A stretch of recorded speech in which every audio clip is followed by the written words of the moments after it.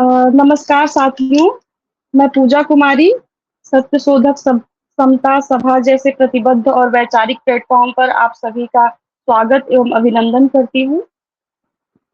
आज हम सब S4 मतलब सत्यशोधक समता सभा के माध्यम से बेहद संजीदा और जरूरी विषय ब्राह्मणवादी पितृसत्ता से क्वीर अस्मिता का वैचारिक संघर्ष, सामाजिक न्याय, चिंतन के आलोक में चर्चा के लिए हमारे बीच उपस्थित दो बड़े नाम ऋत्विक दास जी और शुभम नेगी जी हैं। हम आप सभी का स्वागत एवं अभिनंदन करते हैं।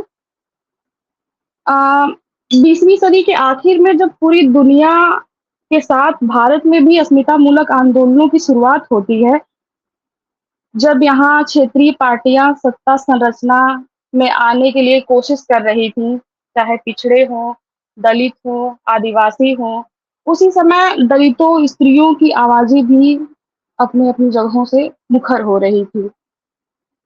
दलित मुक्ति, स्त्री मुक्ति एक ही है, मतलब एक ही तरह के संघर्ष हैं दोनों के। जिस तरह दलितों की लड़ाई ब्राह्मणवादी पितृसत्ता से है, ब्राह्मणवाद से है, उसी तरह स्त्रियों की भी लड़ाई ब्राह्मणवाद से ही है।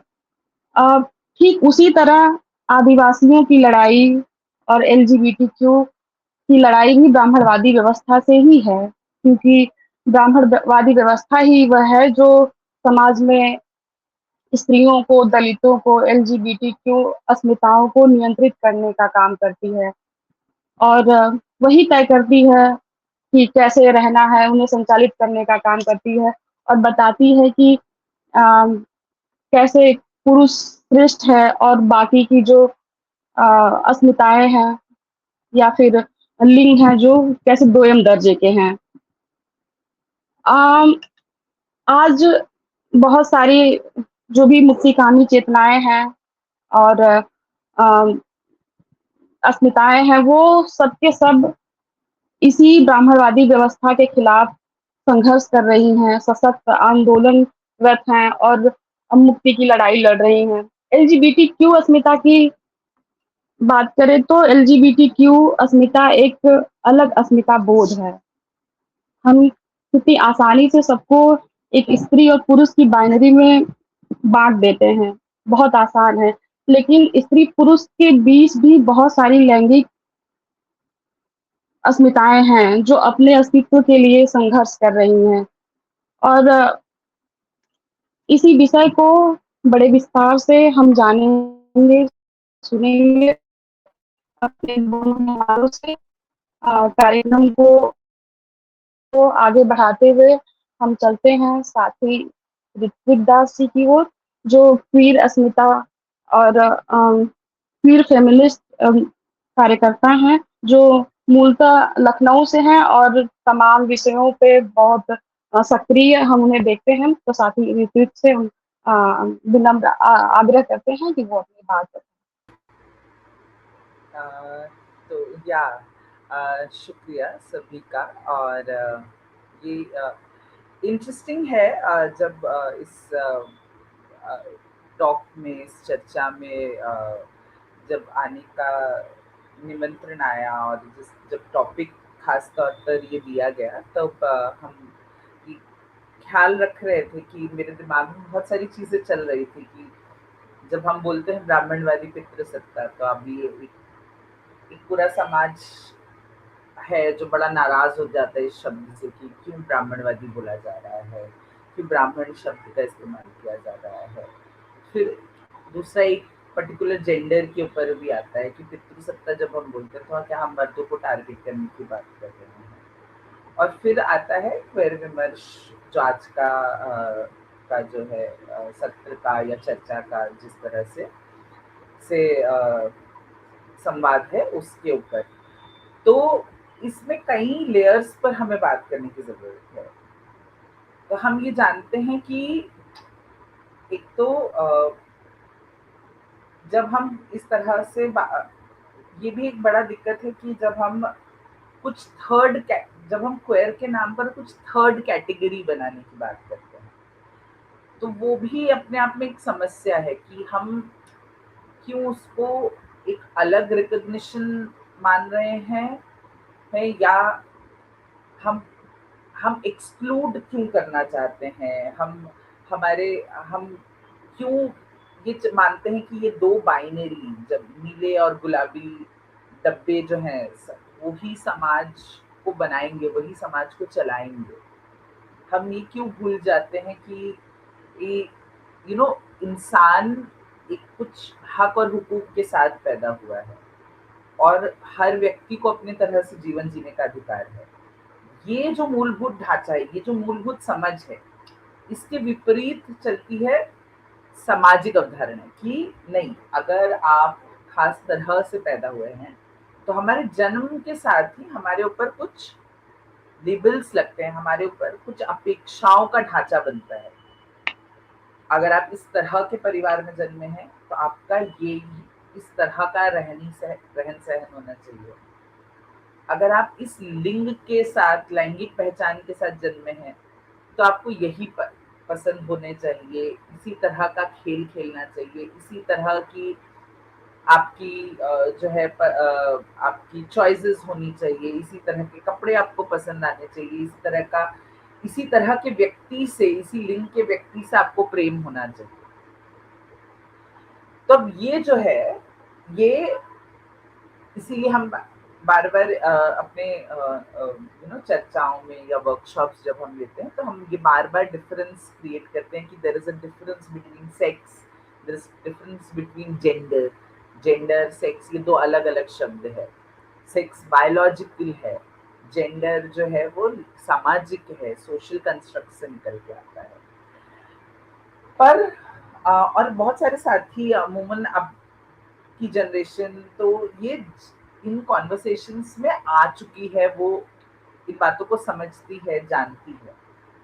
पर अभी भी क्या है जो दूर है, अभी भी कौन सी चीजें हैं जिन पर चर्चा कम है, वो है कि, और वही जो मुद्दे हैं, कौन सी चीजें हैं जो अभी भी एक्सेप्टेंस के ऊपर रोक लगा रही है, जो आपको मुझसे दोस्ती नहीं करने दे रही, या आपको अपने से किसी इतर पहचान वाले के साथ किसी तरह से रिश्ता नहीं रखने दे रही है, दोस्तियां नहीं करने दे रही है।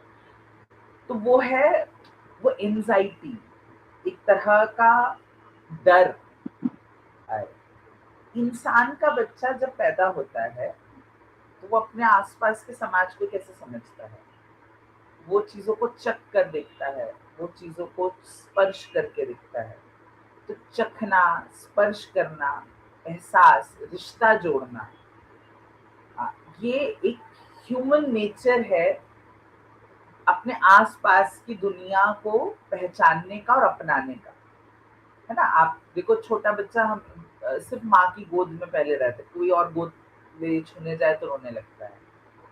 पर फिर वो धीरे धीरे जब उसको रोज रोज वही स्पर्श मिलता है तो वो उससे आदत हो जाती है, फिर वो उसकी गोद में जाने लगता है। तो एक बार वो जिससे रिश्ता बनाकर कंफर्ट हासिल कर ले, इससे तो मुझे खतरा नहीं महसूस हो रहा, तो फिर वो उससे रिश्ता जोड़ लेता है। अब आप देखिए, जातिवाद, जिसको हम ब्राह्मणवाद बोल रहे हैं, जिसको हम पितृसत्ता बोल रहे हैं, और ब्राह्मणवादी के सभी धर्मों में इसी तरह के निक्सिस, इसी तरह के ढांचे आपको दिखेंगे, जहां वो इस मूलभूत मानवीय रिश्ते जोड़ने के तरीके को रोकते हैं। इनके साथ मत खाओ, उनके साथ रिश्ता मत बनाओ, जो ये खाते हैं उनके बर्तन में भी नहीं खाना चाहिए, है ना? इस तरह की हम अपने अगल बगल कितनी कॉन्वर्सेशन सुनते हैं। वो धर्म वाले या वो पर्टिकुलर उस धर्म के, उस सेक्ट के लोग थूक कर पानी देते हैं, इसलिए उनके यहाँ पानी मत पियो।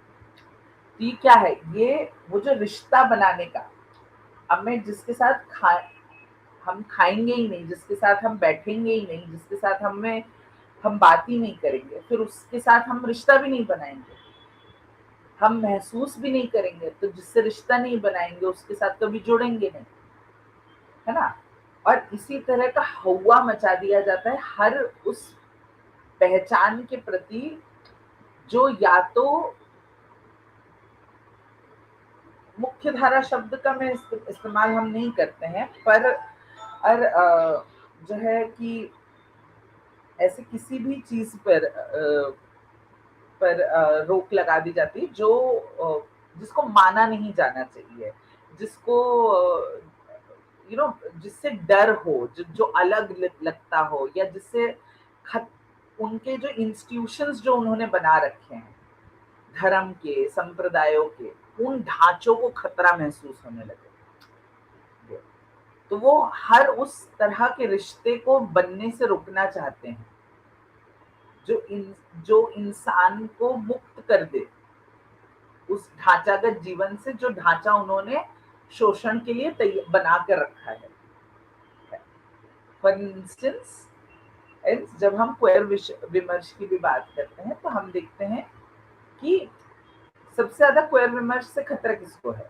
पूंजीवाद। क्योंकि ये पूरी दुनिया बनी ही है मर्द और औरत के जो सामाजिक ढांचा है उस पर, कि पुरुष वो जो बाहर जाएगा, कमाएगा, ब्रेड ऑन करेगा, लाएगा, स्त्री वो जो केयर गिविंग का काम करेगी, मुफ्त का काम करेगी, ये, और इस तरह से श्रम का विभाजन हुआ है जिससे हमारी पूरी पूंजीवादी व्यवस्था चलती है। अब अगर हम आकर ये बोलते हैं कि नहीं, ये जो जेंडर की धारणा आपने बना रखी है, जो मर्द और औरत आपने बना रखा है, ये तो होता ही नहीं, ये तो फिक्शनल है, ये तो सामाजिक है, आपके ढांचे में लोगों ने बनाया है, पर ये हकीकत नहीं है प्रकृति का, ये हकीकत नहीं है आपका। तो ऐसे समय में मैं एक सेकंड का मुझे पॉज लेना होगा, मुझे एक बहुत इमरजेंसी का कॉल आ रहा है।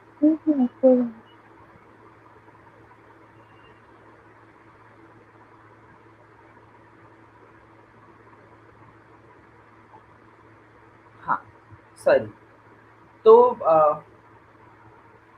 ये जो ढांचे हैं, ये जहां पर भी खतरा पहुंचाती है, तो तो पूंजीवाद को, इसीलिए पूंजीवाद को खर्चा, इसीलिए पूंजीवाद इन्वेस्ट करता है ट्रांसफोबिया लाने में, क्वेरफोबिया लाने में। हमने देखा यूएस में आज क्या हो रहा है ना?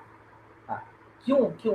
इसलिए नहीं क्योंकि उन्हें ऐसी रात को उनको लग रहा है कि उनको नफरत करना चाहिए, या वो क्वेरफोबिक है या ट्रांसफोबिक है, उसके पीछे एक वजह है कि उन्हें क्यों बैठे बैठे नफरत हो रही है।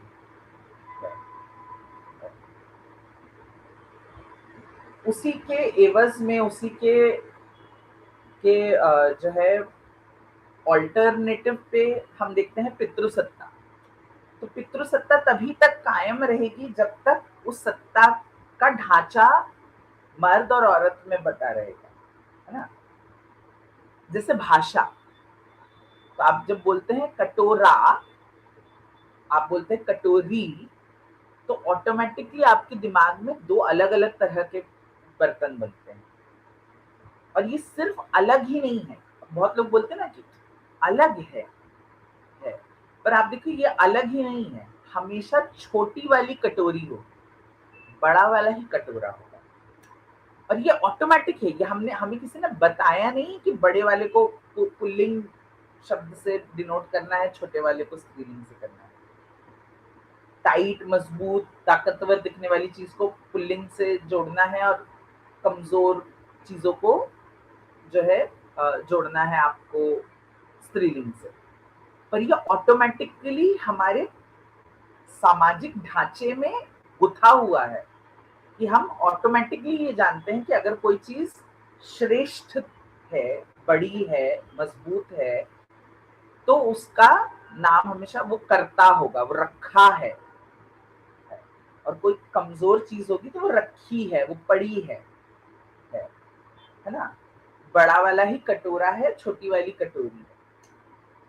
तो इसका मतलब खाली का और की का अंतर ही नहीं है, पर का और की में एक श्रेष्ठता और एक निम्नता है, उसका एक विभाजन है, वर्ग, जो कि हॉरिजॉन्टल है।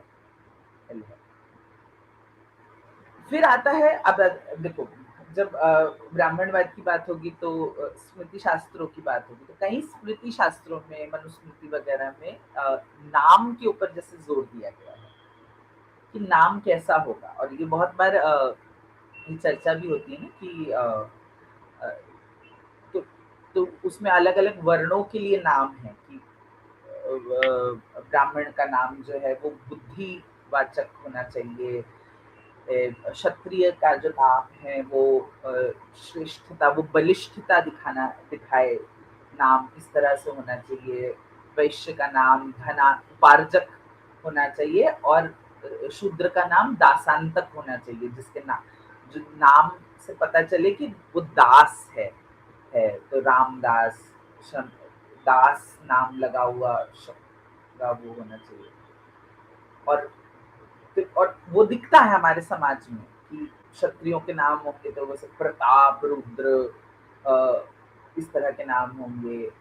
और वही चीज आपको फिर जेंडर में भी दिखती है कि जेंडर में हम देखेंगे कि जैसे पुरुषों के नाम जो है एक तरह के सर्टेन पैटर्न में आएंगे, पर स्त्रियों के नाम में कैसे कोमल, पंखुड़ी, यू नो, जिसमें शौर्य की कमी हो, जिसमें, तो ये सब एक कैरेक्टराइज कर रही है कि आपका जेंडर खाली आपकी लैंगिक पहचान नहीं है, बल्कि वो एक सेट ऑफ कैरेक्टरिस्टिक्स है जो आपके अंदर होने चाहिए।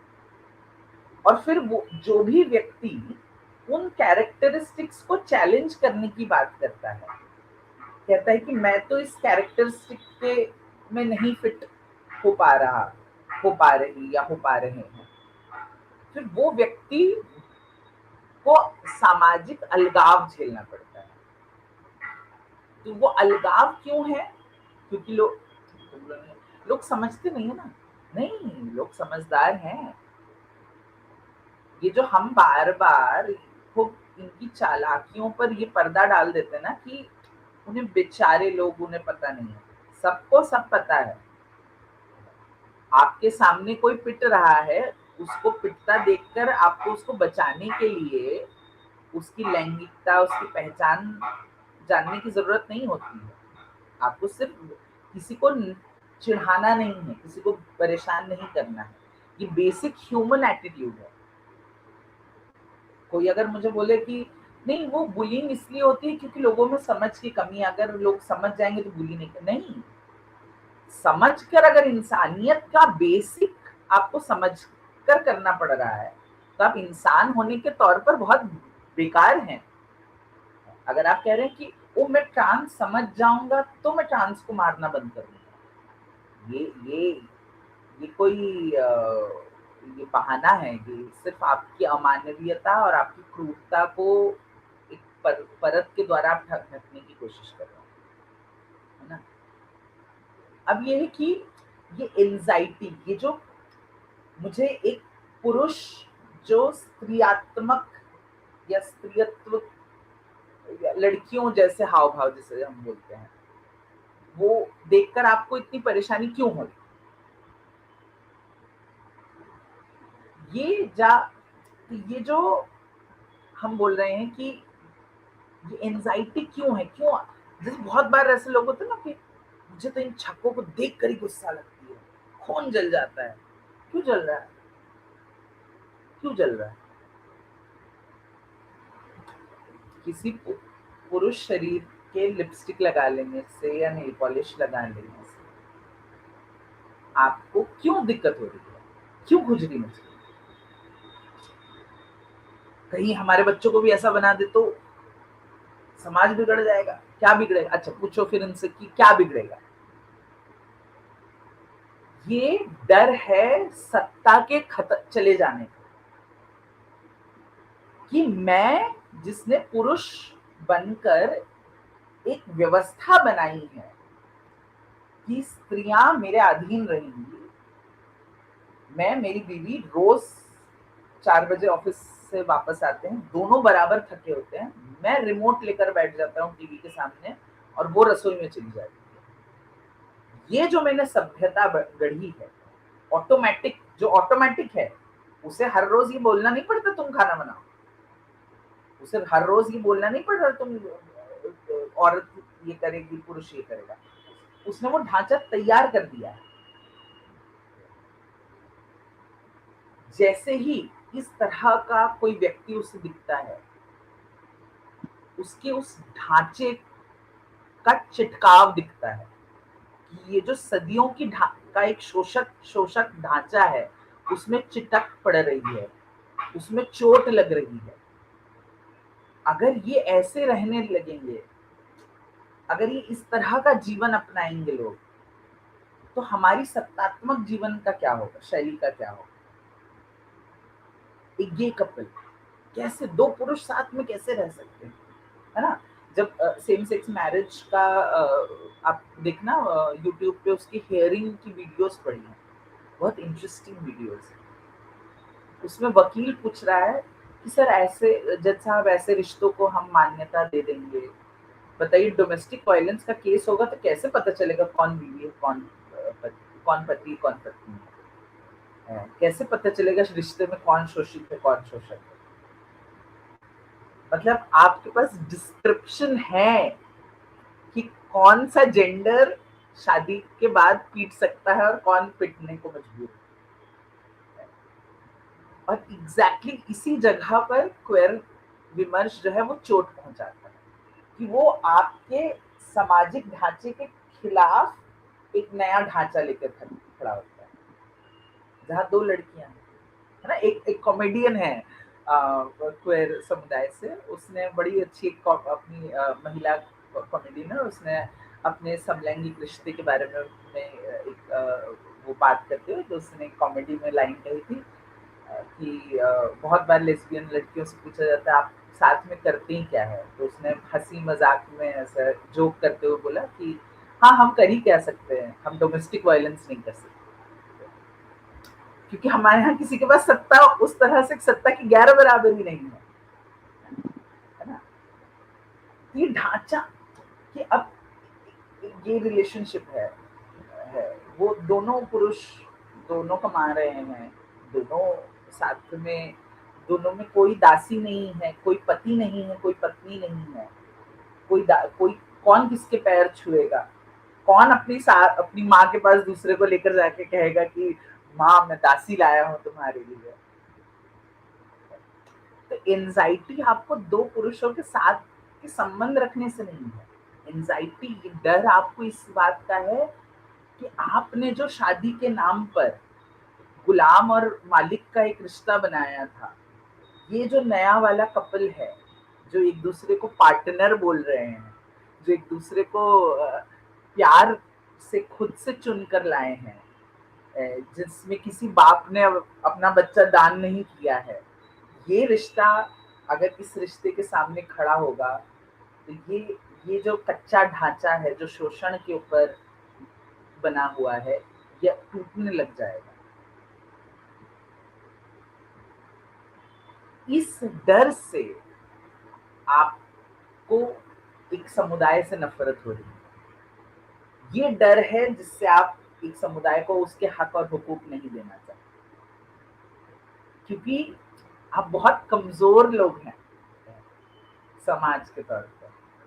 आप आपको झुमके पहन लेने से आपकी संस्कृति खराब हो जाती है।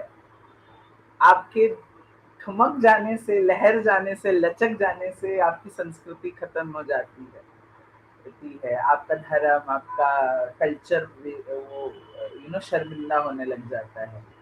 तो ये अगर आप इतने डरे हुए, इतने कच्चे लोग हैं और हमेशा आपकी जो संस्कृति की बुनियाद है वो इतनी ढीली है कि किसी से भी डर खा जाती है, किसी से भी कमजोर पड़ जाती है, तो फिर तो आपको अपने ढांचों पर काम करने की जरूरत है। फिर तो हम क्या ही आगे बोल सकते हैं, है ना। तो और अभी शुभम साथ में है तो वो बताएगा कि अगर पता नहीं उन्होंने अपने डिस्कशन के पॉइंट्स में रखा है कि नहीं, कि किस तरह से जब ये जो हल्की बारीक ढांचा तोड़ू आइडियाज, अब देखिए जब फायर मूवी आई जिसमें पहली बार ऑन स्क्रीन एक देश हिंदुस्तान में लेस्बियन रिलेशनशिप दिखाया गया। तो उसके बाद इस तरह का एक यू नो डर डर का माहौल, दंगे हो जाएंगे, फसाद हो जाएगा, धमकियां, बड़े बड़े प्रोटेस्ट उसके खिलाफ, हॉल्स को तोड़ा गया। तो एक देश जो लेस्बियन पॉर्न देखने में, अश्लील पिक्चरें देखने में नंबर 1 है, वो मेन स्ट्रीम पिक्चर में एक लेस्बियन कपल क्यों नहीं देखना चाहता? क्योंकि मेन स्ट्रीम टीवी में वो ढांचे को चुनौती दे रहे है ना। वेयर एज एज दूसरी जगह पर वो, जहां पर मर्द को सुख मिल रहा है, वहां तक उसे क्वेयरनेस से कोई दिक्कत नहीं होती, उसे किसी भी चीज से कोई दिक्कत नहीं होती। जिस समय उसकी सत्ता, जाति की सत्ता, धर्म की सत्ता, लिंग की सत्ता पर प्रहार होने लगता है। अब अभी तक हम बुरे नहीं थे, अभी वो हिजड़े जब तक ताली बजा के आराम से भीख मांगे, कोई हिजड़ा बुरा नहीं है। वो जैसे ही हक मांगने लगे, वो बुरी हो जाती है ना। जब तक औरत आपकी पत्नी बनने को तैयार है, आपके आपके दिए हुए में खुश रहने को तैयार है, तब तक औरत अच्छी है। जिस समय वो हक की बात करेगी, वो बुरी हो जाएगी। तो सब भीख देना चाहते हैं, हक नहीं देना चाहते। पर समझ की बात वही है कि दुनिया में हमें, अगर आपने मुझे हक दिए हैं, तो आपको भीख देने की जरूरत नहीं। भीख देने की जरूरत ही वहीं पड़ती है जहां हक नहीं दिए गए। मेरे से अभी शुभम थोड़ा बोले, उसके बाद थैंक यू। आपको सुन के मुझे हमेशा कुछ ना कुछ अच्छा नया पता चलता है। आई डोंट नो कि मैं जो भी अभी कहूँगा उसमें कुछ नया ऐड कर पाऊंगा। जो ऋत्विक ने काफ़ी आई थिंक वास्टली जो सोशल स्ट्रक्चर है, जो क्वियरनेस को हाशिए पे रखना चाहता है, उसके बारे में जो बात की है वो काफ़ी आई थिंक होलिस्टिकली बात करी है उन्होंने। एक जो अभी ऋत्विक ने कहा विच इज़ कि इंडिया में लेस्बियन पॉर्न देखना, like India one of the largest, even not just India, South Asia में one of the largest watched porn categories is lesbian porn. तो जो जो लैंड मास लेस्बियन पॉर्न देख रहा है, उन्हें लेस्बियन रिलेशनशिप से या क्वियर रिलेशनशिप से क्या इशू है, वो इशू इस स्ट्रक्चर जो है पितृसत्ता का, उसी के मूल विचार में ही है। और क्योंकि जैसे ऋत्विक ने भी कहा कि लेस्बियन पॉर्न, अगर कोई लेस्बियन है, वो इन द एंड पुरुष को लगता है कि वो उनके लिए एक they are serving the man. जैसे अगर मैं गे रिलेशनशिप की भी बात करूं, गे रिलेशनशिप्स में पोजीशंस होती हैं कि कोई टॉप होता है, कोई बॉटम होता है, कोई साइड होता है। तो आपको अ, आप किसी गे इंसान से बात करेंगे तो आपको ऐसे बहुत सारे एग्जांपल्स मिल जाएंगे जहाँ पे बहुत सारे स्ट्रेट लड़के जो कहेंगे कि नहीं, मैं तो गे नहीं हूँ, मैं तो स्ट्रेट इंसान हूँ, पर मुझे वो लड़के पसंद हैं जो थोड़े थोड़े लड़कियों की तरह दिखते हैं। और उनके साथ मैं संबंध बना सकता हूँ, शारीरिक संबंध। क्यों? क्योंकि वो आपके जो पुरुष होने का एक जो आपके अंदर एक डेफिनेशन है, आपके अंदर जो मैस्कुलिनिटी है, उसको हर्ट नहीं करता है, बिकॉज आप टू बी वेरी ब्लंट है कि आप किसी के साथ सेक्स कर रहे हैं, आपके साथ सेक्स हो नहीं रहा है, इज जो ये बहुत सारे मर्द समझते हैं। तो आई थिंक पितृसत्ता जो है वो जरूर जो क्वियरनेस है उसको हाशिए पे रखने पे भी बहुत ज्यादा फोकस करती है। बट इवन जब हम अंदर आ जाते हैं क्वियरनेस के अंदर, जिस तरीके की बातें हैं, गे लोग आपस में किस तरीके से रहते हैं, लेस्बियन लोग आपस में किस तरीके से रहते हैं, उनकी आपस में क्या रिलेशनशिप्स हैं, उनको भी पितृसत्ता बहुत ज्यादा बहुत महीन लेवल पे और बहुत बारीकी से इन सॉर्ट ऑफ इन्फ्लेक्ट करती है अपनी मैस्कुलिनिटी, जो वो जनरल सोशल स्ट्रक्चर में भी रखना चाहते हैं। मेरे कल ही मेरी एक किसी इंसान से बात हो रही थी और मैं उसको बता रहा था कि आज मैं इस पैनल पे बोलने वाला हूँ जिसमें हम विचार करेंगे कि कैसे ब्रह्मांडिकल पेट्रियार्की इन्फ्लुएंस कर रही है क्वियरनेस को। और उस इंसान ने मुझे बहुत फनीली कहा कि आपको ब्राह्मणवादी पितृसत्ता नहीं कहना चाहिए, ब्रह्मांडिकल पेट्रियार्की नहीं कहना चाहिए, बिकॉज ये एक स्लर है। और आई थिंक यहीं पे ही थोड़ा मेरा कल फिर बहुत सारा मूड भी खराब हो गया, और वहीं से जो पूरा जो सोशल स्ट्रक्चर है उसका मूल विचार भी निकल के आता है कि आपको लगता है कि जब कोई पितृसत्ता को कॉल आउट कर रहा है तो हम अगेंस्ट द मैन खड़े हो रहे हैं, या अगर कोई ब्राह्मणवाद को कॉल आउट कर रहा है तो हम against a person who is a ब्राह्मण, जो एक इंसान है, हम उनके अगेंस्ट खड़ा हो रहे हैं। आपका जो जैसे ऋत्विक ने भी कहा कि आपका जो ढांचा है वो इतना ज्यादा कमजोर है कि आप एक शब्द से वो हिल-डुल जाता है, तो आपको सच में ही अपने ढांचे पे काम करने की बहुत ज़्यादा सख्ती से ज़रूरत है, अगर आप उसे बचाना चाहते हैं हम जैसे लोगों से। अ, मैं जैसे टिप्पणी ने कहा कि फ़िल्मों में मैं क्योंकि फ़िल्म मेकर हूँ, तो मेरा जो भी डिस्कोर्स है वो मोस्टली ग्राउंड रूट्स पे ना होकर ज़्यादा लिटरेचर और फ़िल्म्स के थ्रू रहता है। तो इसमें एक जो बात अभी निकली व्हिच वाज़ अबाउट कि कैसे अ, जो ये पूरी पॉलिटिक्स है पेट्रियार्की की एंड स्पेशली ब्रह्मांडिकल पेट्रियार्की की, वो बहुत ज़्यादा स्पर्श और टच और किसको आप छू सकते हैं, किसको नहीं छू सकते हैं, किसके साथ संबंध बना सकते हैं, उस पे बहुत मैटर करती है। और कौन आपको दिख रहा है और कौन आपको नहीं दिख रहा है। जैसे उन्होंने कहा कि हिजड़े जब तक सड़क पे ताली बजा के भीख माँग रहे हैं, तब तक आपको प्रॉब्लम नहीं है। बट जैसे ही वो आपके कॉर्पोरेट ऑफिसेज़ में आने लग जाएँ, जैसे ही वो आपके मंदिरों में आने लग जाएँ, जैसे ही वो आपके घरों में आने लग जाएँ, वैसे ही आपको प्रॉब्लम होना शुरू हो जाती है, बिकॉज़ आपने उन्हें देखा ही नहीं है, आपने अपनी आँखें ही बंद करके रखी हैं हमेशा से। सो फ़िल्में और जो लिटरेचर है, फ़िल्म्स हैं, आर्ट फ़ॉर्म्स जो भी हैं, वो इस चीज़ में बहुत ज़्यादा इम्पोर्टेंट रोल प्ले करती हैं। जैसे उन्होंने कहा फायर फ़िल्म भी, या अभी मैं कुछ रीसेंट फ़िल्म्स के भी एग्ज़ाम्पल लूँ तो जैसे नीरज गहवान जो डायरेक्टर हैं जिन्होंने मसान बनाई है, अभी रिसेंटली उन्होंने होम बाउंड बनाई। उनकी जैसे एक शॉर्ट फ़िल्म है गीली पुच्ची, बहुत ही ज़्यादा महीन तरीके से वो ब्राह्मणवाद और पेट्रियार्की के इंटरसेक्शन को परखती है थ्रू 2 लड़कियों के एक रिलेशनशिप के थ्रू, जिनमें से एक लड़की ब्राह्मण है और एक लड़की है जो दलित है, और वो एक ही कंपनी में काम करना शुरू करती हैं। और जो ब्राह्मण लड़की है, जबकि उसके पास बहुत ज़्यादा कोई स्किल्स नहीं है, उसे एक सर्टेन कास्ट का होने के लिए ही उसे व्हाइट कॉलर जॉब मिल जाती है। उसको ऊपर ऑफिस में बिठा लिया जाता है, उसको क्लर्क बना लिया जाता है। बट जो दूसरी लड़की है, जो उसकी लवर है, वो क्योंकि एक सर्टेन कास्ट से आती है, दलित वर्ग से आती है, उसे वेयर हाउस में काम करने के लिए कहा जाता है, जबकि मैथमेटिकली वो बहुत ज़्यादा स्ट्रॉन्ग है दूसरी लड़की से, और उसकी इच्छा भी है कि वो उस क्लरिकल जो जॉब है, उस पे बैठे।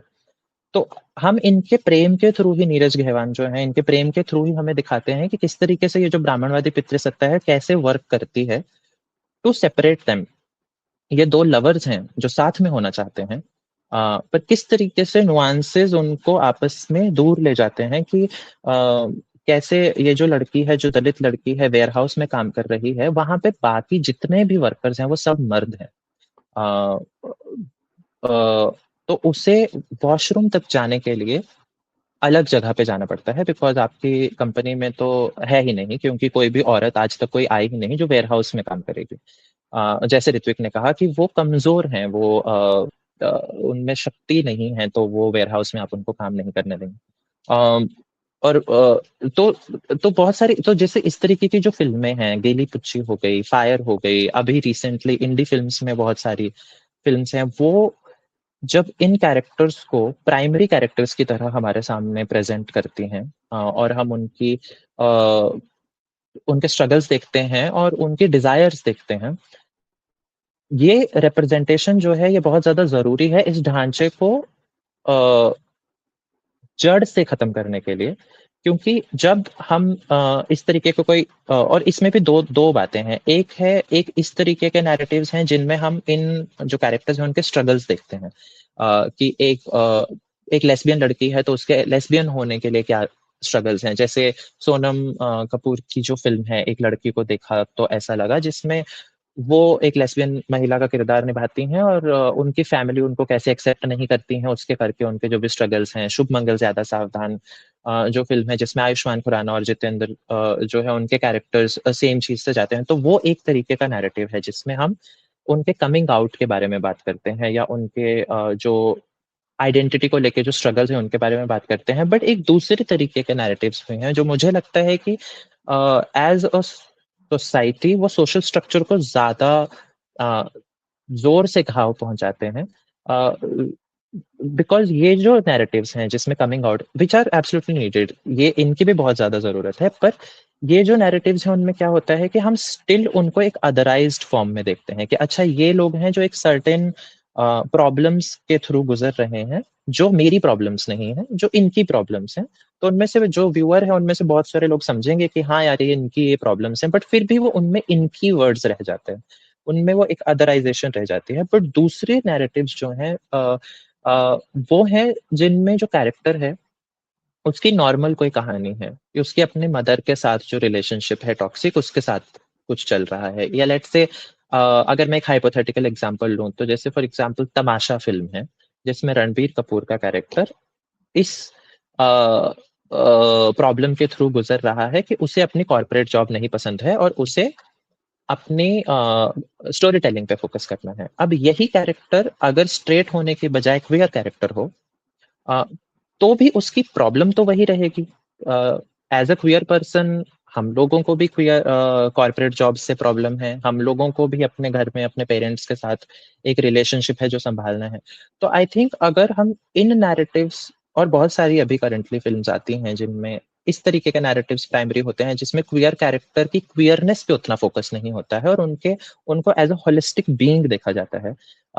जो मेरे को लगता है ज्यादा वहीं से जो ऋत्विक की बात भी थी कि हिजड़े जब तक बाहर हैं, पटरियों पे सो रहे हैं या ट्रैफिक सिग्नल्स पे हैं, तब तक हम उन्हें सिर्फ एक आइडेंटिटी के थ्रू देखते हैं जो कि उनकी ट्रांसजेंडर आइडेंटिटी है।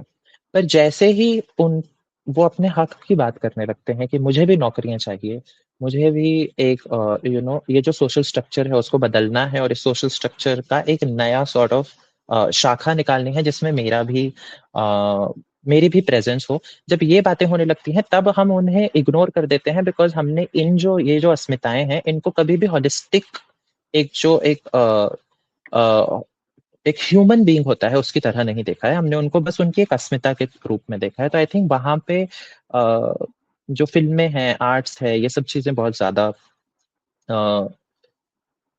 महत्वपूर्ण काम आई थिंक प्ले करती हैं। जी। साथी केतन यादव का सवाल है, ऋत्विक जी और शुभम जी दोनों लोग अपनी बात रखेंगे इस पे। लेखन, साहित्य, फिल्मों, ओटीटी, कोर्ट कचहरी, सिविल सोसाइटी, समूह, सिलेबस आदि सामाजिक क्षेत्रों में क्वियर विमर्श के साथ कितना न्याय हो पा रहा है और कैसे हम समाज के सभी स्तरों पर जेंडर और कास्ट के मामले में सेंसिटिव कर सकते हैं। अ, दोनों साथियों से ये सवाल है। शुभम आप बोलेंगे, मैं जब मैं बोली फिर आप शुभम आई कैसे थिंक करना चाहिए? ठीक, हाँ आप बोलिए। आप बोलना चाहें तो आप बोलें प्लीज। नहीं आप बोले फिर मैं उसमें हम जोड़ कर। आई थिंक ये अभी जो मैं कह रहा था कैसे जो नैरेटिव्स हैं फिल्मों में, साहित्य में, लेखन में, उनमें किस तरीके की रिप्रेजेंटेशन हमें ऑलरेडी अभी दिखने को मिल रही है। और मैं सिर्फ भारत की ही बात करूंगा बिकॉज बाहर जो डिस्कोर्स है वो ऑफकोर्स काफी मॉडर्न और ज्यादा नुआंस्ड हो भी चुका है, एटलीस्ट लिटरेचर में, even if not really in the law. तो जो मैं अभी बात कर रहा था, जैसे क्वियर बहुत सारे अभी रिसेंटली आई थिंक पिछले 5-6 साल में बहुत सारे क्वियर कैरेक्टर्स हम लोगों को देखने को मिले हैं फ़िल्मों में। जैसे मैंने फ़िल्मों का नाम भी मतलब पहले से तो थे ही, बट वो गिनी-चुनी फ़िल्में होती थी। फायर हो गई, बॉम्ब गे करके जो पहली इंडियन गे फ़िल्म है, वो हो गई।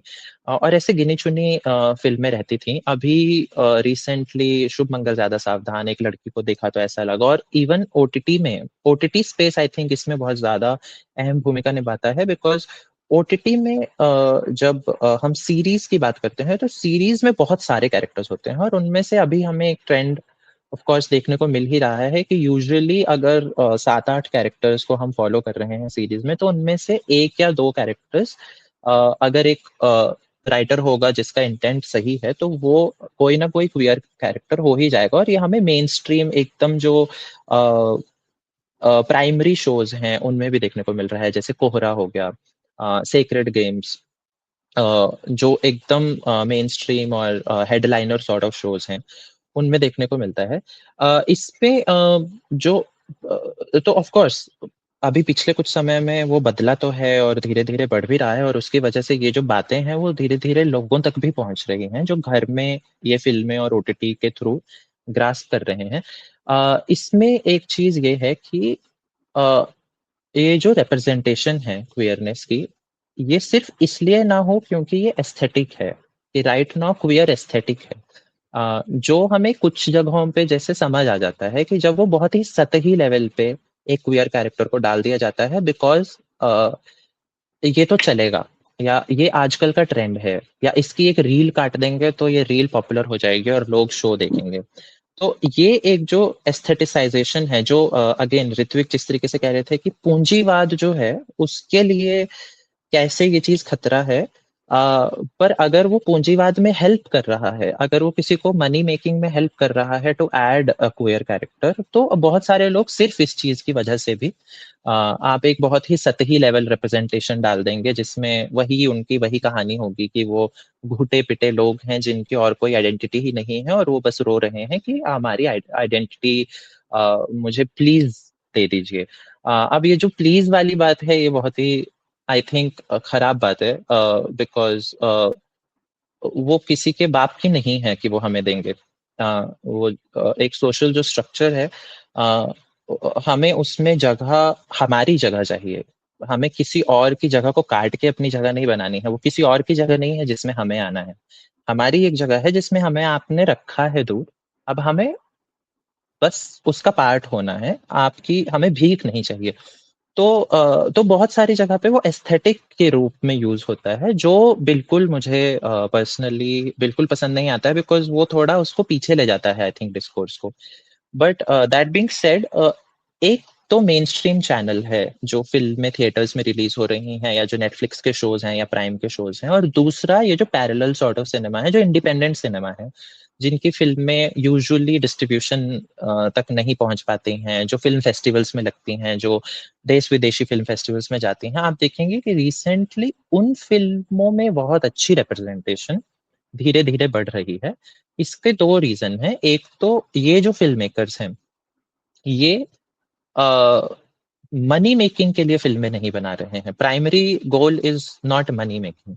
उनका प्राइमरी गोल है एक कहानी कहना, और जब वो चीज़ प्राइमरी होती है, तो लोग अच्छी कहानियाँ कहते हैं। लोग लोगों को समझते हैं, लोगों की साइकोलॉजी को समझते हैं, और उनको एज़ ह्यूमन बीइंग्स देखते हैं और वो चीज़ें सामने लाते हैं। बट उससे ज़्यादा बड़ी जो इसका रीज़न है इज़ कि इंडी फ़िल्म मेकिंग में क्वियर क्रिएटर्स खुद बहुत ज़्यादा धीरे-धीरे सक्रिय होते जा रहे हैं। क्योंकि क्वियर लोगों का मेनस्ट्रीम में पहुँचना अभी एक लैडर है जो हमें चढ़नी है और वहाँ तक जाना है। Again there are people, Aligarh के जो राइटर हैं Apurva Asrani, Made in Heaven के वो एडिटर हैं। ऑफ कोर्स उन्होंने बहुत समय से काम किया है। बहुत सारे और भी बहुत सारे लोग हैं जो बहुत मेनस्ट्रीम में काम कर रहे हैं, बट क्वांटिटी बहुत कम है। इंडी फ़िल्म मेकिंग में वो क्वांटिटी बढ़ती जा रही है, स्पेशली शॉर्ट फ़िल्म्स में, बिकॉज़ उसका प्राइमरी गोल मनी मेकिंग नहीं है, सेकंड उसमें रिसोर्सेज़ उतने नहीं चाहिए होते हैं। So as a queer individual to tell a queer story, हमें बहुत सारे लोगों को नहीं बनाना पड़ता है कि हम आप हमारी फ़िल्म को प्रोड्यूस करें, जो एक मेन स्ट्रीम में बनाना थोड़ा मुश्किल हो जाता है बिकॉज वहां पे करोड़ों में पैसे लगेंगे। तो इसकी वजह से क्या है कि ये जो फिल्में हैं इंडी फिल्म मेकिंग में, उनमें बहुत नुआंस्ड रिप्रेजेंटेशन आ रही है क्वियरनेस की धीरे धीरे, और अलग अलग तरीके की अस्मिताएं हमें देखने को मिल रही हैं। मेरा एक दोस्त है आशुतोष शंकर, जो पुणे बेस्ड है, एक दलित क्वियर फिल्म मेकर है। उसकी एक फिल्म है कॉल्ड तारा, जो पिछले साल बहुत बहुत देश विदेशी फेस्टिवल्स में गई, बहुत जगह पे उसने जीता। आई थिंक वो फिल्म जो है वो ब्राह्मणवादी जो पितृसत्ता है उस पर डायरेक्ट प्रहार करती है, किस सेंस में कि उसका जो प्राइमरी कैरेक्टर है वो ट्रांस एक लड़की है, दलित ट्रांस लड़की है तारा, जो खुद को मुंबई के डेटिंग पूल में डालती है, और उसे एक लड़का मिलता है, और वो लड़का उसकी ट्रांसनेस को समझता है पहले से, बिकॉज वो आर्टिकल्स लिखती है, थोड़ी एक्टिविस्ट पहले से है एक्टिविस्ट, तो उसको समझ जानते हैं लोग एज अ ट्रांस पर्सन। सो वो उसे उसकी ट्रांसनेस को पहले से जानता है, but still he is like yes, वो लोग एक रिलेशनशिप में सॉर्ट ऑफ आने लगते हैं, और हमें लगता है कि वाह।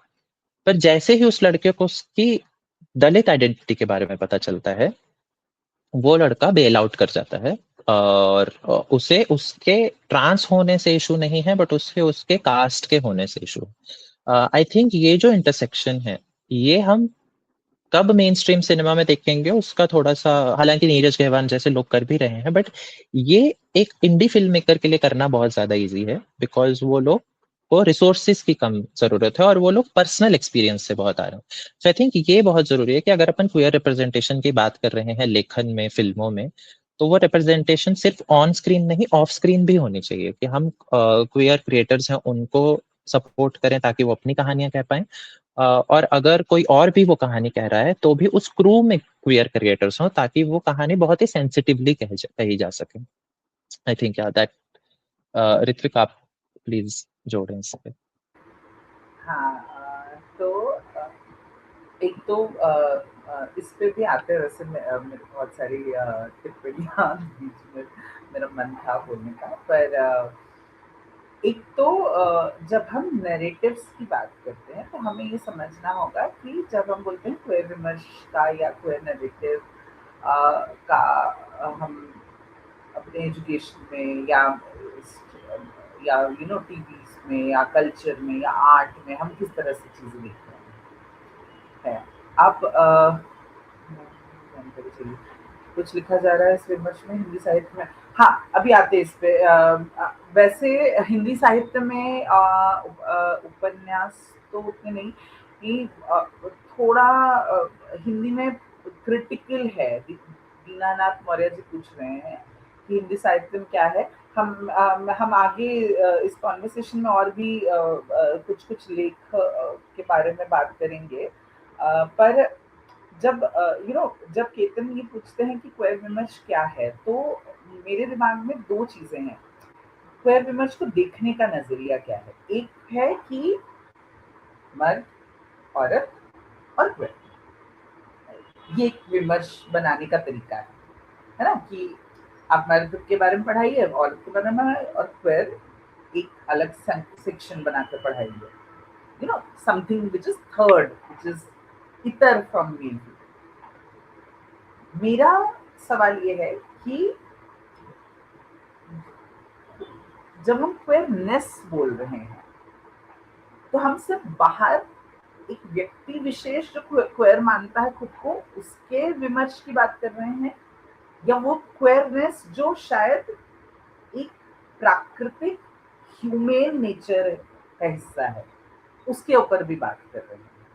जैसे उदाहरण के तौर पर हम एक बार एक लेक्चर दे रहे थे यूनिवर्सिटी में, तो मैंने कहा कि क्योंकि अपन तो नहीं, तो ये व्यक्ति ने एक्चुअली बोला कि ये मेरा पार्टनर है।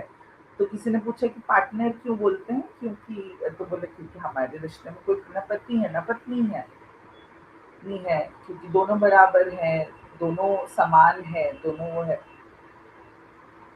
तो मैंने उस शब्द को पकड़ा और मैंने कहा हम सबको चाहिए कि हम ऐसे ही शब्दों का प्रयोग करें जो जेंडर न्यूट्रल ही ना ना सिर्फ जेंडर न्यूट्रल है बल्कि जेंडर अफर्मेटिव भी है, कि वो किसी कि जेंडरों के बीच में जो शोषण और शोषक का रिश्ता है उसको भी खत्म कर रहा है।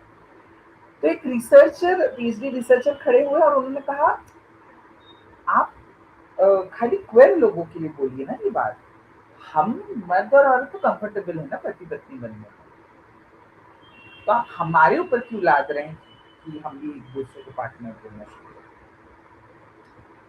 तो यहाँ सवाल ये है कि जब आप क्वेर विमर्श के ऊपर बात कर रहे हैं तो क्वेरनेस एज एन व्हाट, और क्या क्वेर एक सब कैटेगरी है जिसके ऊपर विमर्श बनना चाहिए, या पितृसत्ता को चैलेंज करना क्वेरनेस है। जब एक फेमिनिस्ट औरत जैसे ही जेंडर की बाइनरीज को चैलेंज कर रही है तो वो क्वेर विमर्श ही बोल रही है। बस क्योंकि वो शायद रेनबो फ्लैग लगा के नहीं बोल रही तो आपको वो लग नहीं रहा है ना। या जब जनाबाई तुकाराम महाराज के साथ विठल की गीत लिख रही है, या द एक्ट ऑफ अक्का महादेवी कि वो निर्वस्त्र होकर शिव के नाम पर और समाज के साथ कुछ चुनौती देते हुए निकल रही है, वो क्वेर विमर्श का ही तरीका है। जब एक स्त्री ये लिख रही है कि मैं मर्द के बिना अपने जीवन की कल्पना कर रही है और लिख रही है उस जीवन की सोच को, वो क्वेर विमर्श है ना। तो ये जो, तो हमें ये समझना पड़ेगा कि क्वेर विमर्श कोई अलग से एक टॉपिक नहीं है। हर बार जब आप ढांचागत पितृसत्ता को चुनौती देते हैं तो वो आप that in itself is a queer thing to do. वो क्वेरनेस ही है जिसके ऊपर आप बात कर रहे हैं। स्पेसिफिकली जिसको आप विमर्श के तौर पर हम बात करते हैं, अमूमन जो हम पकड़ते हैं वो है कि एलजीबीटी डिस्कोर्स एज इन कब पढ़ाया जाएगा कि जेंडर डाइवर्सिटी है ये। तो ये भी ये समझना पड़ेगा, एक तो ये बहुत इवॉल्व चीजें हैं और अभी तक समाज के तौर पर हम कितना ही तैयार हुए हैं ये इसके ऊपर भी बात करने की जरूरत है। कितना डाइजेस्टिव है हमारे समाज में वो बातें कर पाना ना, वो भी बड़ा मुश्किल है। और फिर से वही बात जो हम पहले कह रहे थे कि एक सामाजिक डर, अब देखो विमर्श के ऊपर ही तो मुद्दा है ना कि ट्रांस एक्ट आया इस देश में 2018-19 में। धीरे धीरे वो लोग जिनको आप सड़क पे देखना चाहते थे, जिनको आप कड़क दोपहरी के धूप में शीशा उतारते समय अपनी सिग्नल पर आपकी गाड़ी के सामने ताली बजाकर आपके सामने हाथ फैलाते हुए देखना चाहते थे, सडनली वो आपकी यूनिवर्सिटीज में आके पढ़ने लगे। और खाली पढ़ने ही नहीं लगे, आपको पढ़ाने भी लगे शायद, है ना। वो पिक्चरों में दिखने लगे। कितने लोग आजकल मेरे आसपास बोलते हैं ये ओटीटी वाले तो लोगों ने तो कसम खा रखी है हर पिक्चर में एक क्वेर जरूर होता है। मैंने कहा आप घर पे पता करोगे तो हर घर में भी एक होता ही होगा, पर शायद आपको जैसे क्योंकि पिक्चर वाला भी हिडन था, आपके घर वाला भी ये छुपा ही हुआ है। संगठन है जो इस मुद्दे को लेकर लीगली सोशल ट्रांसपेरेंसी है। बहुत सारे सोशल ऑर्गेनाइजेशंस है जो बहुत लंबे समय तक कार्य कर रहे हैं और इसके लिए एक्चुअली हमें बात भी करनी चाहिए कि एक जो लंबी लड़ाई रही है इस देश में, है ना, कि वो कोई अभी मोहन भागवत जी के साथ एक इंटरव्यू हुआ था जिसमें जो मॉडरेटर सवाल पूछ रहा था उसने कहा एक समय जो वेस्टर्न देशों में चर्चा का मुद्दा था, आज वो भारत में भी जेंजी का मुद्दा है, तो एलजीबीटी पे आप क्या कहना चाहेंगे। और I was so shocked to, मतलब मोहन भागवत का जवाब तो एक अलग जवाब है, उसका सवाल आप देखिए, वो कह रहा है जो एक समय पर पाश्चात्य, तो आपने सवाल पूछने पर ही ये पहले ही कॉन्टेक्स्ट सेट कर दिया कि एक पाश्चात्य चीज के बारे में भारत में बात है, जो कि तथ्यपूर्ण रूप से गलत है। इस देश में भाई कोई चीज बैन कब होती है, जब वो है समाज में तभी तो आप बैन करेंगे, जो है ही नहीं इस देश में वो बैन कैसे करोगे? तो अगर क्रिमिनल ट्राइब्स एक्ट में ब्रिटिशर्स यूनक ट्रांस लोगों को बैन कर रहे हैं या उनके ऊपर कुछ प्रतिबंध लगा रहे हैं, यानी कि इस देश में बहुत विजिबली ट्रांस लोग एग्जिस्ट करते थे, तभी तो बैन किए गए। और उसके बाद धारा 377 तक की लड़ाई, एक पूरा मूवमेंट चला, है ना। उसके बीच में क्वेयर महिलाओं का महिला आंदोलन में अपनी भागीदारी, उसका एक अलग संघर्ष है, इतिहास है। और कितनी आसानी से 100 साल की के एक संघर्ष जो डॉक्यूमेंटेडली 100 साल का है, पर हो सकता है उससे भी बहुत सालों से चल रहा हो, उस संघर्ष को आपने कितनी आसानी से ये बोल दिया कि पाश्चात्य देशों में होती थी, अब जेनजी इस पे बात करने लगा है। जेनजी बात नहीं कर रहा है, सॉरी, ये बहुत लंबी लड़ाई है। तो एक तो इस लड़ाई को देखने का तरीका है ना, दूसरा सोच। और बहुत सारे ऑर्गेनाइजेशंस हैं जो आज भी काम कर रहे हैं, और खास तौर पर नारीवादी संगठन तो हमेशा से ही क्वेयर अफर्मेटिव रहे हैं। मेरा एक आर्टिकल है, नारीवाद के बिना क्वेयर क्वेयर मूवमेंट के बिना अधूरा है नारीवाद।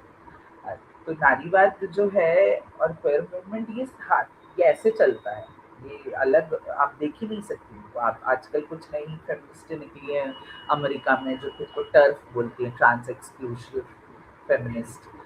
टर्फ जैसा वो फेमिनिस्ट हो ही नहीं सकता जो ट्रांस एक्सक्लूसिव हो, है ना, क्योंकि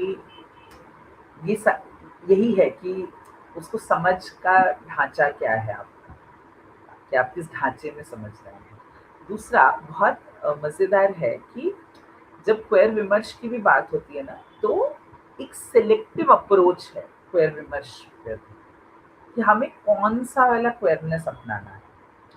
जैसे शुभम साथ में है, उसके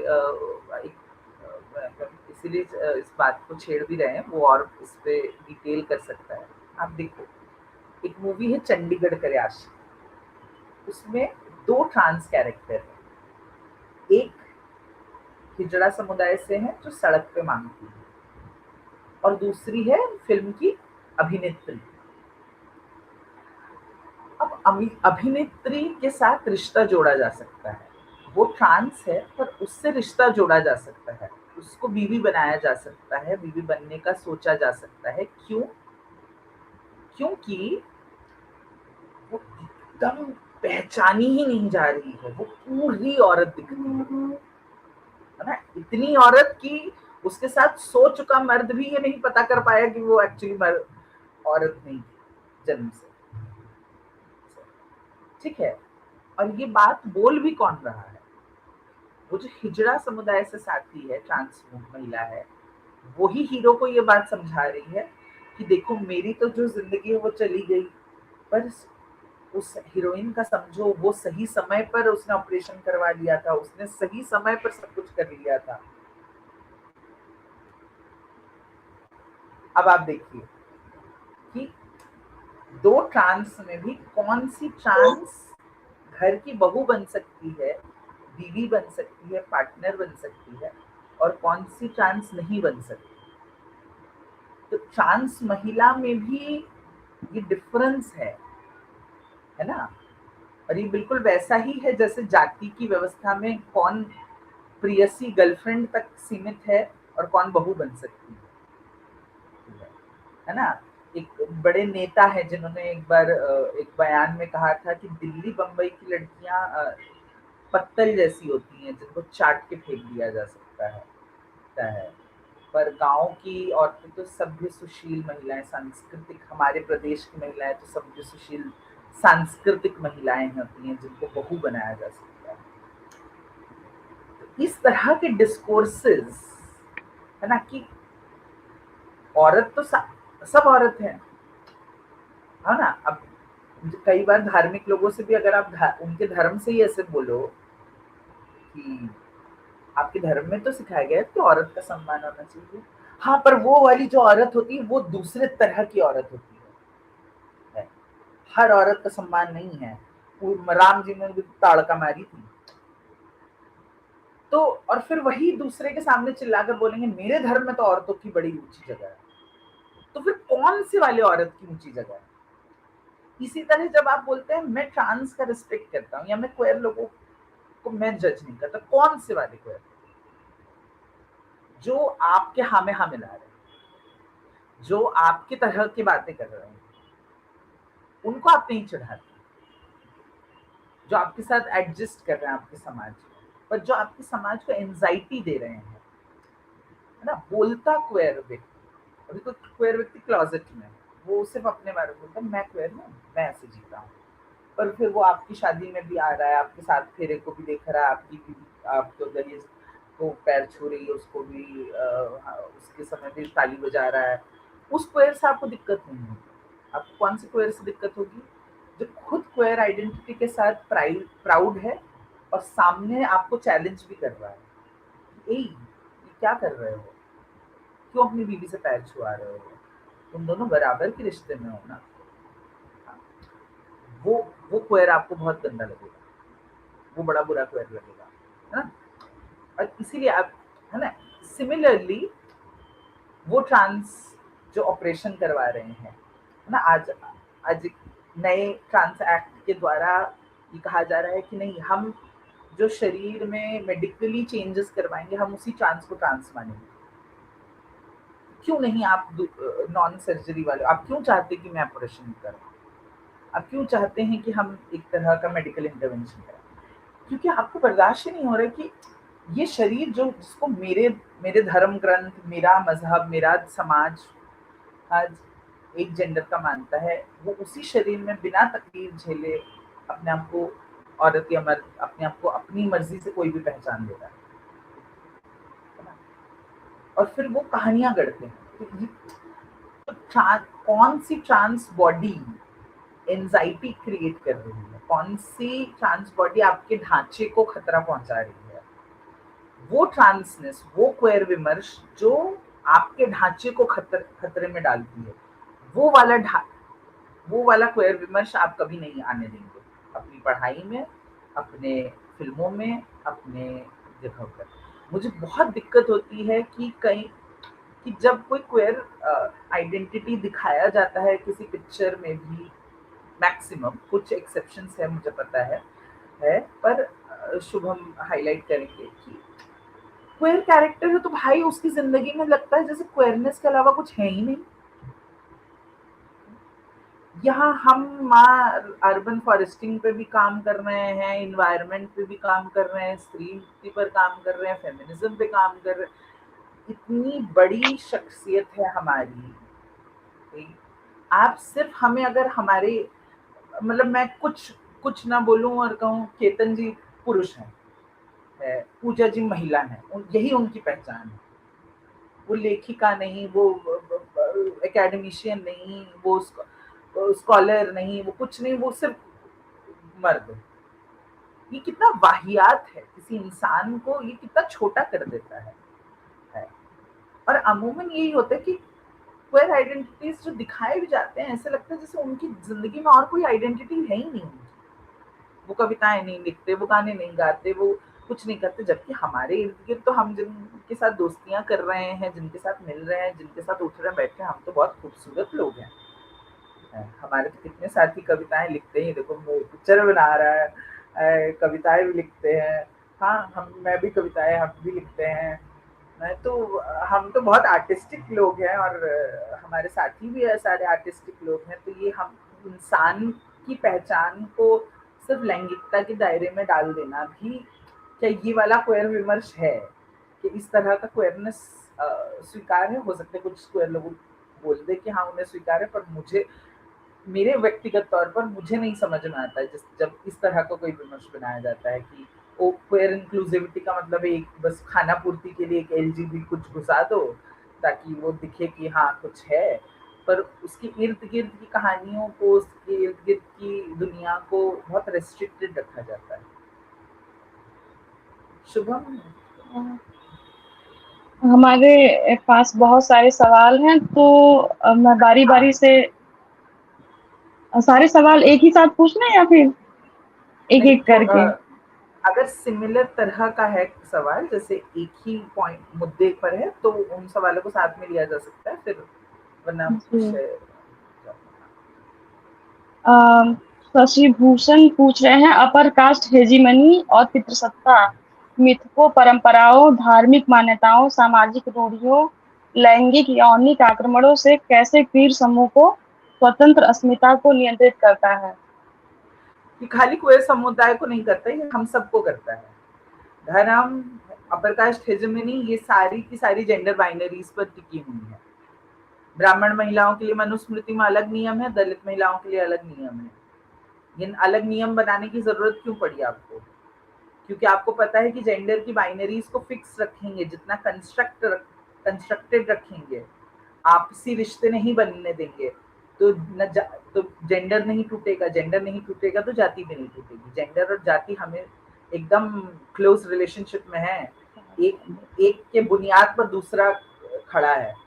जेंडर टूटेगा तो अपने आप जाति टूटेगी, क्योंकि जाति श्रम के विभाजन पर भी एक महत्वपूर्ण भूमिका निभाती है। ठीक है, जैसे ही वो टूटेगी, भाई द्विजाति जब आप बोलते हैं, तो द्विजाति में भी जनेऊ कौन पहनता है? मर्द ही तो पहनता है, ब्राह्मण महिला तो जनेऊ पहनती नहीं है, नहीं है ना? इसी तरह ब्राह्मण की बेवा के लिए अलग से नियम है, दलित महिला के लिए अलग से नियम है ना? और ये अंतर भी समझने की बहुत जरूरत है। आप बहुत इंटरेस्टिंग एक फैक्ट हम बताते हैं यहाँ पर। सॉरी, मतलब शायद थोड़ा समय ऊपर नीचे हो जाए, पर बहुत इंटरेस्टिंग फैक्ट है कि जब विधवा पुनर्विवाह का कानून आया, तो दलित महिलाओं में एक्चुअली विधवा विवाह कम होने लगा, अपर कास्ट में बढ़ा। क्यों? क्योंकि दलित महिलाओं में तो पहले से विवाह होता था विधवाओं का, और उन्हें कुछ पिछले वाले पति की भी संपत्ति मिलती थी, नए वाले पति की भी संपत्ति मिलती थी।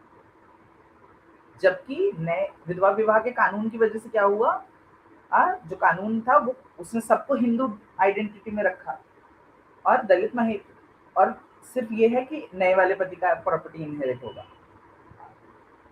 तो दलित महिलाओं में विधवा विवाह का स्तर घटने लगा था।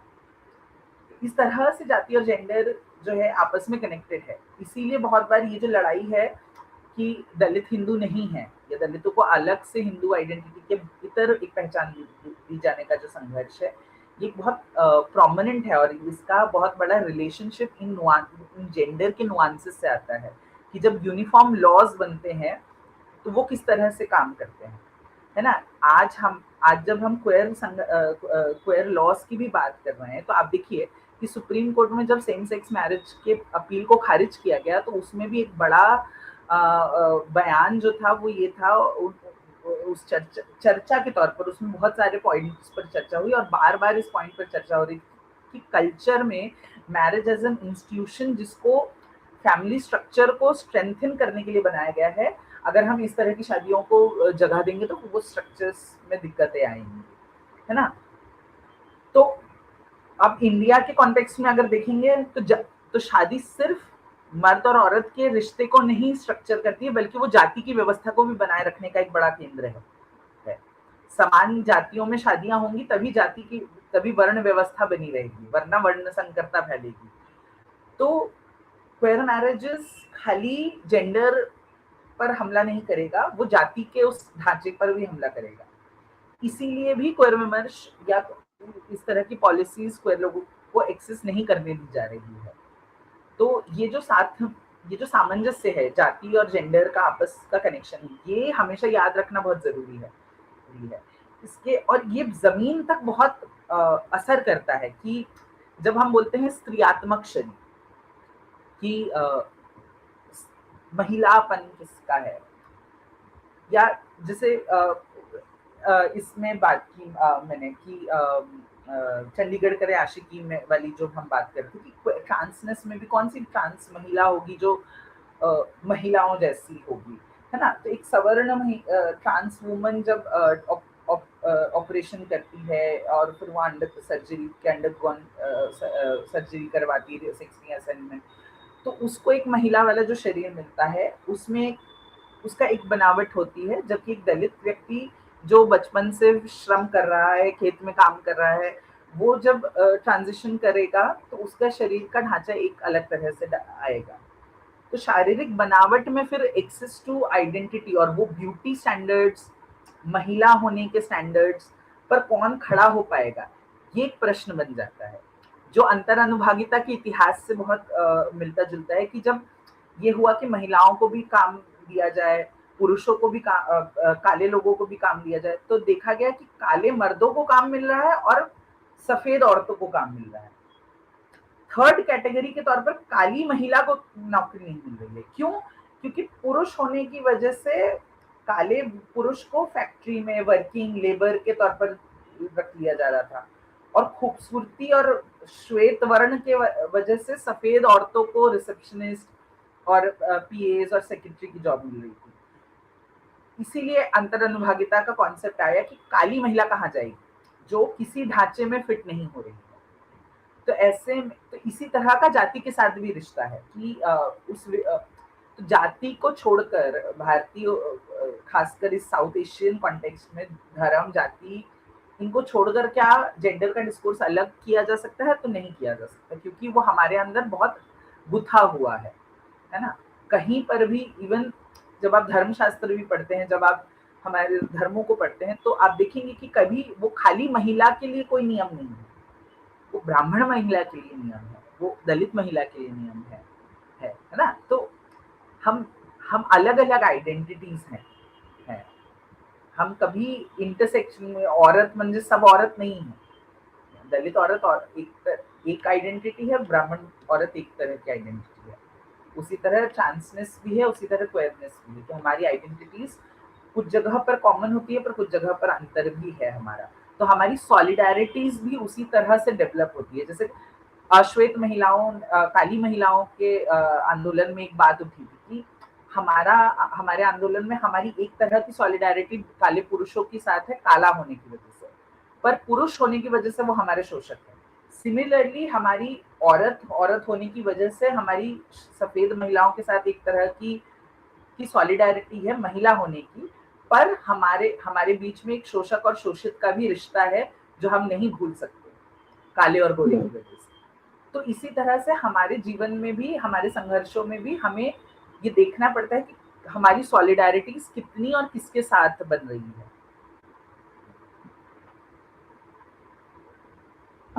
एक सवाल है दीनानाथ मौर्य जी का, हिंदी साहित्य में भी क्या कुछ लिखा जा रहा है इस विमर्श के बारे में? कुछ उपन्यास, कहानी, आलेख आदि के बारे में जानकारी चाहिए।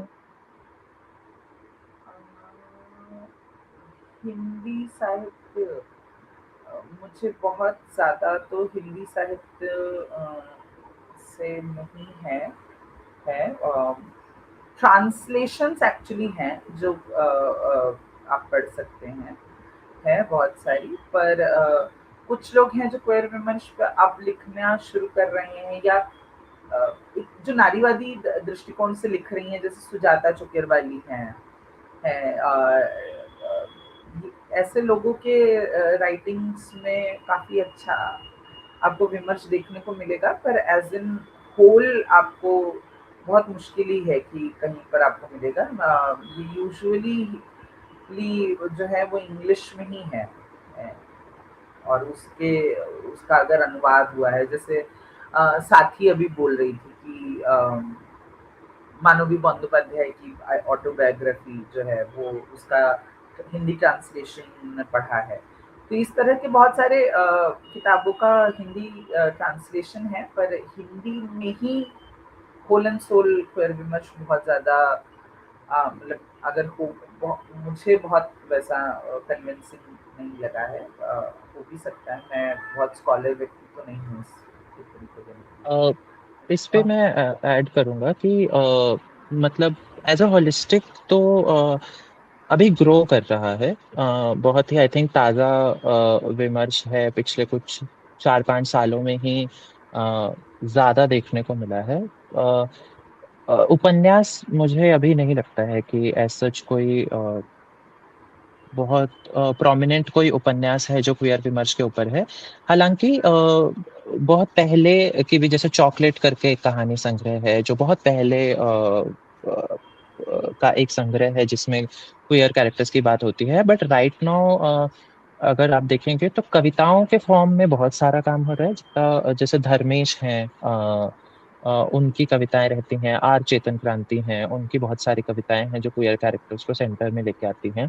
और कहानियों के सेंस में किंशुक गुप्ता हैं, जिनकी वाणी से आई थिंक 1-2 साल हो चुके हैं, उनकी वाणी से एक किताब आई है जिसका नाम है दिल है कि चोर दरवाजा, जो जिसमें सारी कहानियां क्लियर हैं। तो इस तरीके से कुछ कुछ लोग हैं जो इक्के दुक्के जो लोग काम कर रहे हैं, और इंक्रीजिंगली आई थिंक आ रहा है सामने। बट एज ऋत्विक सेड कि बहुत ऐसे होलिस्टिक फॉर्म में एक विमर्श उतना के भी तौर मौजूद पर। नहीं है।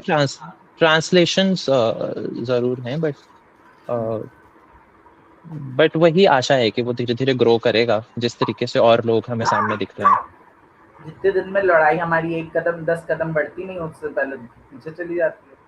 जुम्मे तो नालसा जजमेंट को आए हुए 10-12 साल पूरे हो रहे थे, उसके बीच में नया लॉ लाके बैन ही कर दिया। तो एक तो लड़ाई नहीं खत्म हो पा रही है यहाँ, जिंदगी की संघर्ष ही नहीं हो पा रहे हैं कि कुछ स्थिरता के साथ बैठा जा सके, है ना। और लिखने का भी बड़ा डर है, और लिखने का भी एक्सेस देखिए ना आपकी किसके पास है।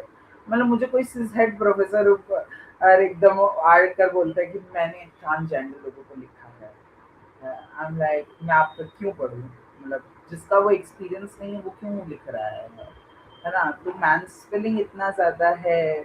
मैं कितनी बार बहुत सारे हमारे साथी हैं जो एकेडमिक पेपर्स और ये सब लिखते हैं, तो वो बताते हैं कि उनको किस तरह से उनके प्रोफेसर्स के द्वारा उनके थीसिस और उनके हाइपोथेसिस और उनके रिसर्च मटेरियल का मजाक उड़ा दिया जाता है, या वो खुद से टिप्पणियां देने लगते हैं कि ये क्यों करना है, इस पर क्यों नहीं कर रहे।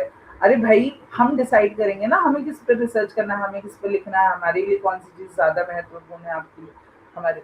तो जब तक ये हायरार्कीज नहीं खत्म होंगी, तब तक भी एक अच्छा विमर्श हमारे सामने प्रस्तुत हो पाएगा, ऐसा अपेक्षा बहुत मुश्किल है करना। यस, पूजा नेक्स्ट। और हम पितृसत्तात्मक जातिवाद और पूंजीवाद, इन तीनों के गठजोड़ के खिलाफ क्वेयर एक्टिविज्म और सामाजिक न्याय का साझा कार्यक्रम बिल्कुल होना ही चाहिए। और इसीलिए क्वेयर विमर्श को पूंजीवादी नजर से, जातिवाद की नजर से और पितृसत्ता की नजर से, इन तीनों के नजर से देखना बहुत जरूरी है। इसके बिना हो ही नहीं सकता। हम जिस लिबरेशन की बात कर रहे हैं, हम जिस जेंडरलेस यूटोपिया की बात कर रहे हैं, हम आवाज आ रही है क्या मेरी? के ऋत्विक जी, विरुद्ध हेलो। की कल्पना कर जी रहे जी हैं, वो नहीं बनाया जा सकता। इस विमर्श पे बात करना बहुत जरूरी है।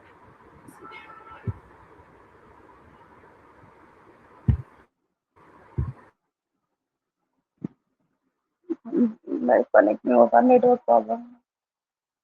नहीं, पूजा जी आपकी आवाज आ रही है।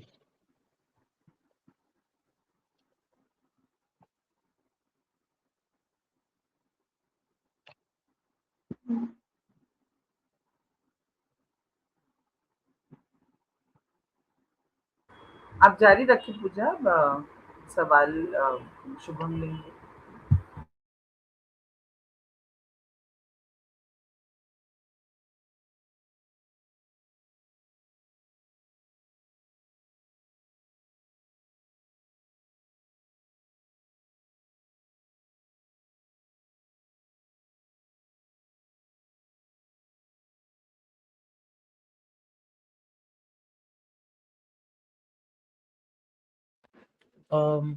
नीरज जी का सवाल है कि हिंदी समाज में क्वेयर विमर्श बाकी भारतीय समाज से कैसे अलग है।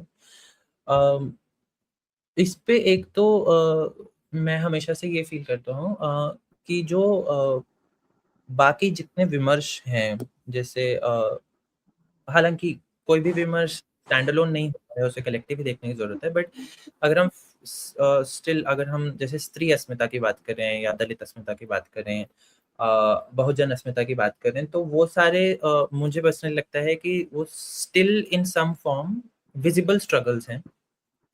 पर जो क्वियरनेस का स्ट्रगल है, अदर देन कुछ जो लोग हैं जो बहुत सामने आकर इसके बारे में बात करें, जैसे ऋत्विक जी ने कहा भी बीच में कि एक बोलता हुआ कि क्वियर इंसान ज्यादा प्रॉब्लमेटिक है सोशल स्ट्रक्चर के लिए।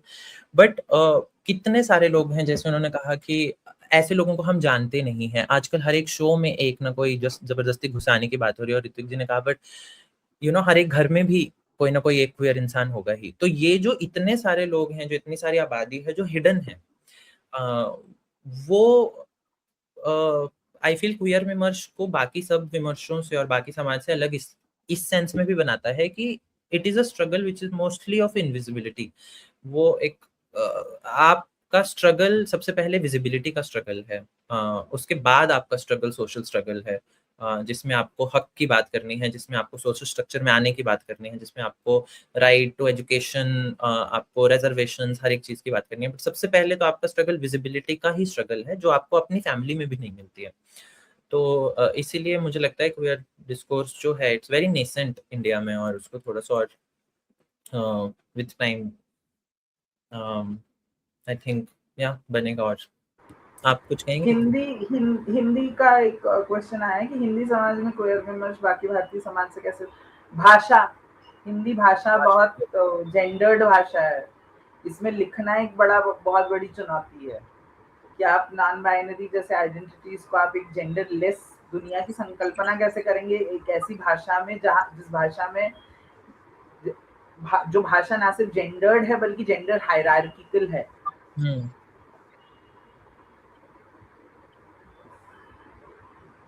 और कोई सवाल है? और तो अब सवाल नहीं आ रही है, और किसी का और सवाल हो तो आप लोग पूछ सकते हैं। कमेंट बॉक्स में आप सभी अपने सवाल रख सकते हैं। और पूजा जी संचालन कर रही थी, उनके यहाँ नेटवर्क की प्रॉब्लम है, इस वजह से जुड़ नहीं पा रही हैं।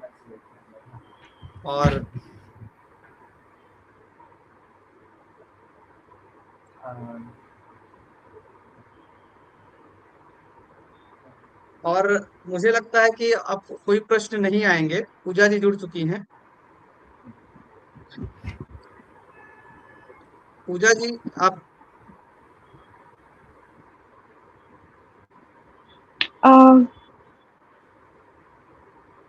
हाँ हाँ, मेरी आवाज नहीं आ रही है क्या? मैं जुड़ तो गई हूँ। आवाज आ रही है, बोलिए आप। हेलो, आपकी आवाज आ रही है।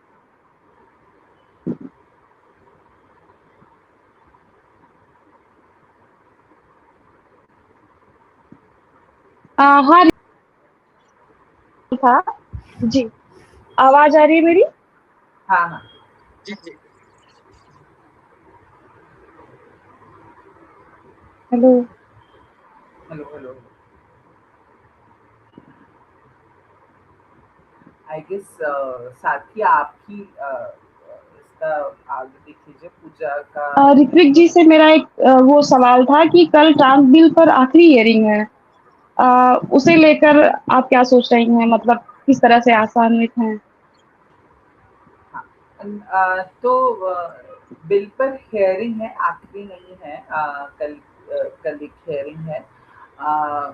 कल बेसिकली हाँ मतलब सुप्रीम कोर्ट में जो पिटिशंस फाइल हुई हैं या हो चुकी हैं या होंगी उनके ऊपर देखना है कि जज जो हैं वो क्या फैसला लेते हैं और उसकी कार्रवाई।